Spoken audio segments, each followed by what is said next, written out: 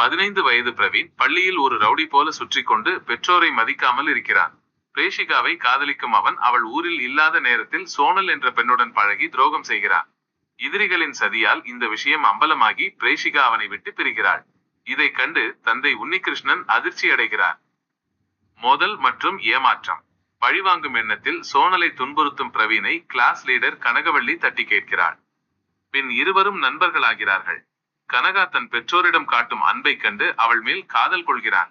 ஆனால் கனகா அவன் காதலை கடுமையாக நிராகரிக்க பிரவீன் நிலை குலைந்து போகிறான். திருப்பம். தாயின் பாசம். ஏமாற்றத்தில் சண்டையிட்டு போலீஸ் வரை செல்லும் பிரவீனின் செயலால் அவன் தாய் சரோஜாவிற்கு மாரடைப்பு ஏற்படுகிறது. தந்தை அவனை துரோகியாக பார்க்க பிரவீன் தன் தவற்றை உணர்ந்து குற்ற உணர்வில் தவிக்கிறான். முடிவு. உண்மையான அன்பு. தேர்வில் ஜெயித்தால் காதலை ஏற்பேன் என கனகா சவால் விட பிரவீன் கடுமையாக படித்து மாநில அளவில் 9வது இடம் பிடிக்கிறான்.